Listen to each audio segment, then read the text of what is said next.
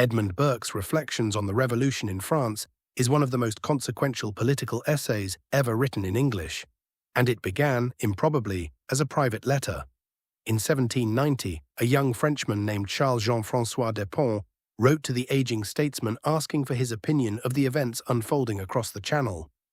Burke's reply swelled into a book-length meditation that would define a way of seeing the world. What follows is a summary of that work.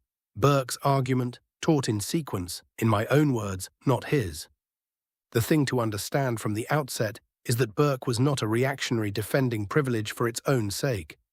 He was a Whig who had defended the American colonists, championed the impeachment of corrupt colonial administrators, and supported relief for Irish Catholics.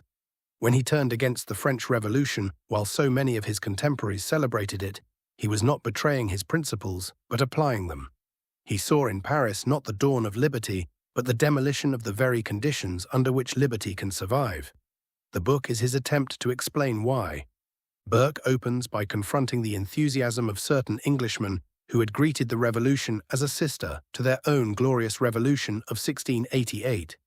His immediate target is a sermon by Richard Price, a dissenting minister who told the Revolution Society that the English had the right to choose their own governors, to cashier them for misconduct, and to frame a government for themselves. Burke takes this claim apart with great care. The settlement of 1688, he argues, did no such thing. It was not an assertion of an abstract right to choose rulers at will. It was a careful repair of an inherited constitution that James II had broken. The English did not invent new liberties out of theory. They reclaimed an ancient inheritance, passing it down as one transmits an estate, an entailed inheritance derived to us from our forefathers. This is the first great pillar of Burke's thought. Rights are not deduced from reason in the abstract, but received, held in trust, and handed on. A people who imagine they can begin the world anew have cut themselves off from the accumulated wisdom of generations who came before. And that wisdom, Burke insists, is worth more than the cleverness of any living assembly. From this, Burke builds his central distinction between the real rights of men and the metaphysical fictions the revolutionaries paraded under that name. He does not deny that men have rights to justice, to the fruits of their labor, to the inheritance of their parents, to the consolations of religion.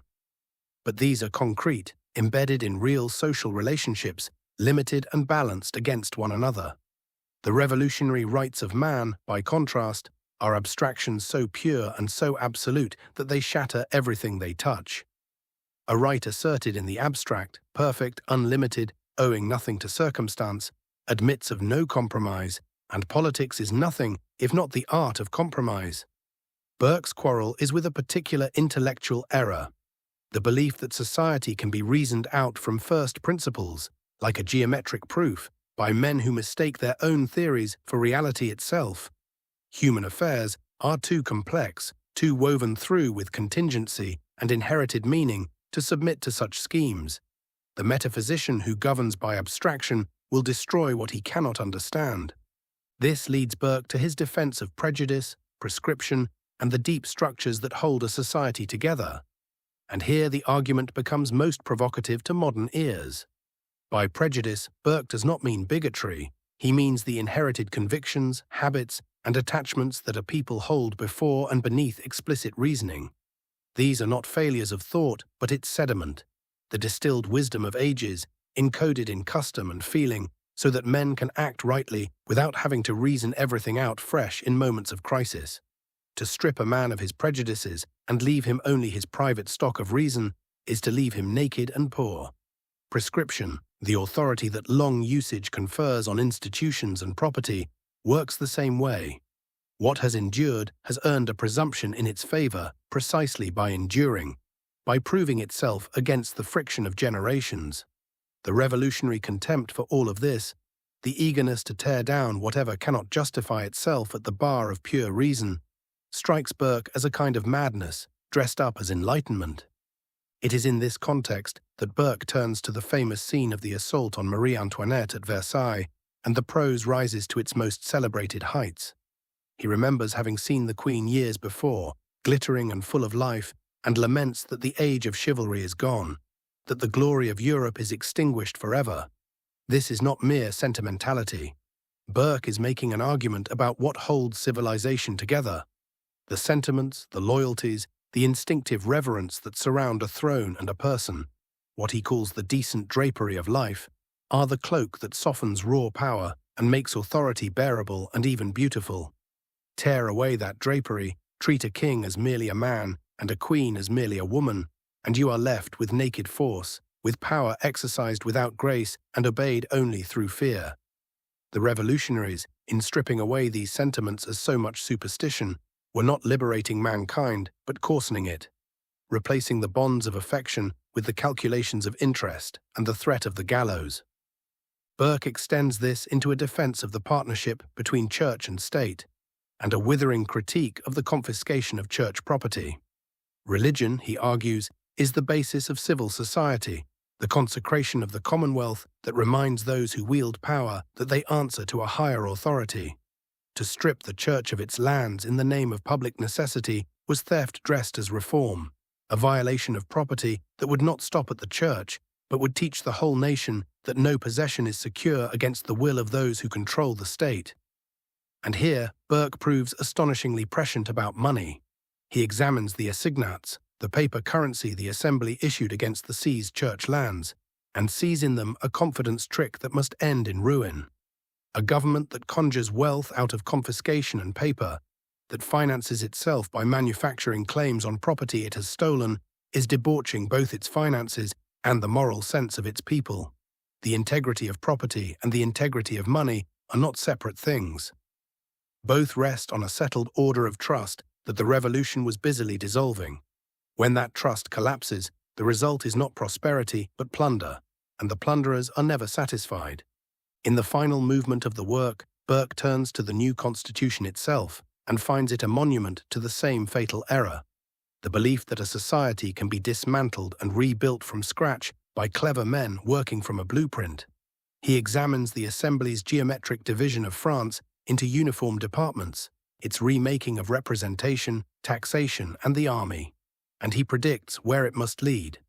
A government that has destroyed all the old loyalties and intermediate institutions, that has set itself against religion and property and inherited authority, will find that it cannot govern by consent, because it has annihilated the very ties that make consent possible. It will be forced to govern by force, and an army that has tasted the dissolution of all authority will not long obey the assembly that unleashed it. Sooner or later, Burke foresees, some popular general, some commander who can master the troops, will sweep the talkers aside and rule as a despot. Written years before Napoleon, this is one of the most remarkable acts of political foresight on record, and it followed directly from Burke's understanding that order, once shattered, does not reassemble itself into liberty, but collapses into tyranny. Taken whole, Burke's Reflections is far more than a polemic against one revolution. It is a complete vision of what a human society is and how it ought to change. Burke does not oppose reform.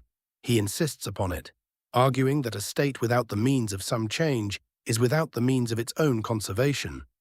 What he opposes is the conceit that an entire civilization, with all its inherited wisdom and its slow-grown attachments, can be torn up by the roots and replanted according to the abstractions of a season.